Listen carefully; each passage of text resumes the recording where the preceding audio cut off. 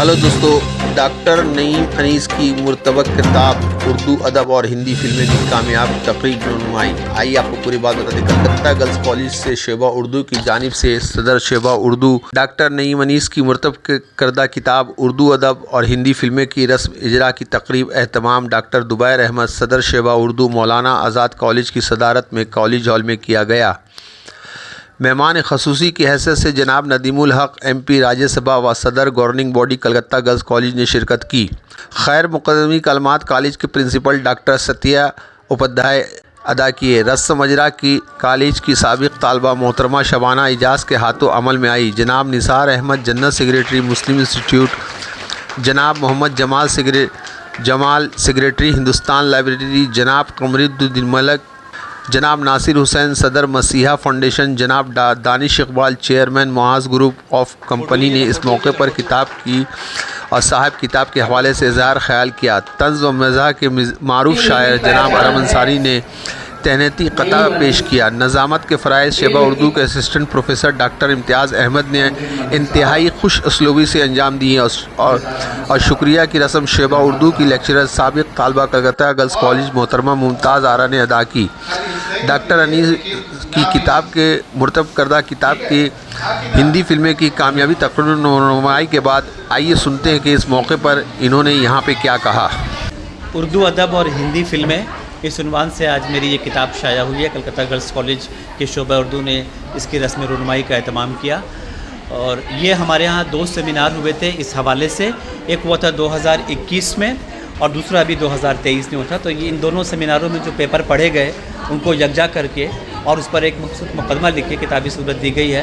क्योंकि हमारा यही मानना है कि हम जब सेमिनार करते हैं तो सेमिनार किसी एक कमरे में, किसी एक हॉल में होता है और उस सेमिनार में पढ़े गए मकालों की आवाज़ें जो हैं उसी दर दीवार में गुम हो जाती हैं। लिहाजा ये ज़रूरी है कि सेमिनार में पढ़े गए मकालों को किताबी सूरत में शाया किया जाए। इसी ख्याल के पेश नज़र इसे यकजा किया ताकि जो लोग सेमिनार में नहीं आ सके हैं और उर्दू अदब के जो क़ारीन हैं वो लोग इससे इस्तेफ़ादा कर सकें। यहाँ पे देखा गया कि आपका किताब इजरा होने के बाद जो यहाँ हज़ारों रुपये में एक किताब आपकी बिकी, इसका क्या राज है?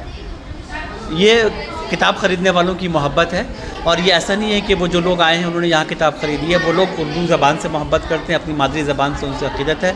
और किसी की भी कोई किताब शाया होती है, मैंने अक्सर जगह ये देखा, कमरुद्दीन मलिक साहब हो, जमाल साहब हो, नासिर हुसैन, दानिश, ये लोग वहाँ पर वो किताब 1 कॉपी या 2 कॉपी ख़रीदते हैं। बल्कि कुछ लोग तो ये भी करते हैं कि 20-25 कॉपी ख़रीद लिए और अपने इलाके की लाइब्रेरियों में वो पहुँचा देते हैं। तो उनसे ये उर्दू की उनकी मोहब्बत का नतीजा है।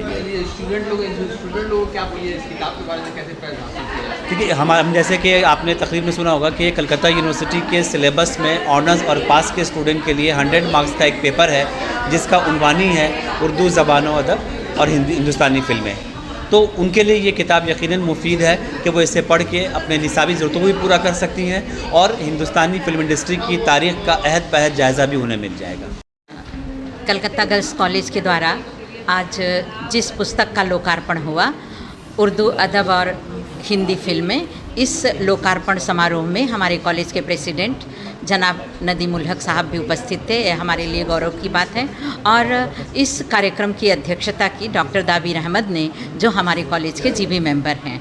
और मैं एक बात और कहना चाहूँगी कि हमारी गवर्निंग बॉडी के जितने भी सदस्य हैं वे हमारे कॉलेज में इस तरह के कार्यक्रम का बहुत अधिक प्रोत्साहन देते हैं और हमें कार्यक्रमों को करने के लिए बहुत उत्साह प्रदान करते हैं। और यह पुस्तक अपने आप में संग्रहणीय तो है ही है और यह आज के समय में हिंदी फिल्म को समझने के लिए उसमें उर्दू साहित्य की क्या भूमिका रही है, उर्दू गज़लों की क्या भूमिका रही है, इस विषय में बहुत महत्वपूर्ण पुस्तक है।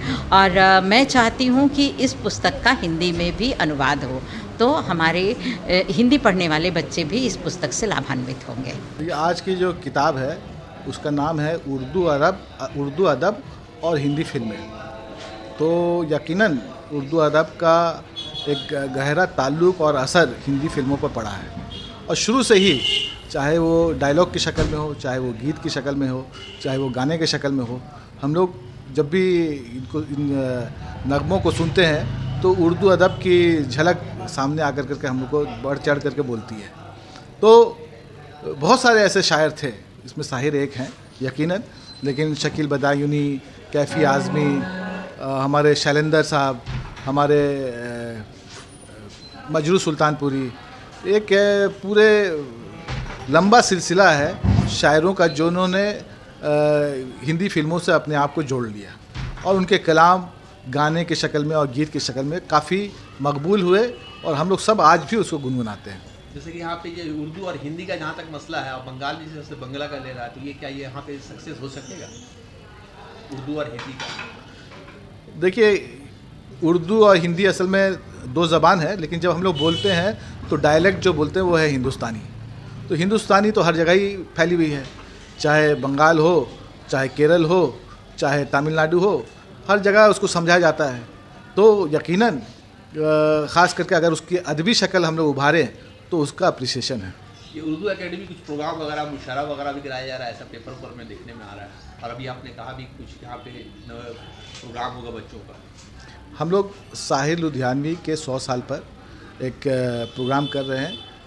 3 रोज़ा प्रोग्राम है जिसमें साहिर लुधियानवी की ज़िंदगी के मुख्तलिफ़ पहलू को पब्लिक के सामने लाया जाएगा, जिसमें इंटरनेशनल सेमिनार है, इंटरनेशनल मुशायरा है, साहिर की ज़िंदगी पर एक ड्रामा है, उनका बहुत ही मकबूल तरीन नज़म है परछाइयाँ को ड्रामा की शक्ल में पेश किया जाएगा, जो कि जंग मुखालिफ है। आज का जो माहौल है फ़िलिस्तीन में, यूक्रेन में और जो दीगर जगह हो रहे हैं, तो ये जंग के ख़िलाफ़ शायर क्या कहता है उसको लेकर करके हम लोग पब्लिक के सामने एक पेशकश रखेंगे। कि इसमें मैं तो सबसे यही गुजारिश करूँगा कि भाई आप लोग शिरकत कीजिए इसमें और अपने बच्चों को लेके आइए, क्योंकि हम लोग को सबसे ज़्यादा ज़रूरत है कि ज़बान से नई नस्ल को उनकी रूशनासी करने की है।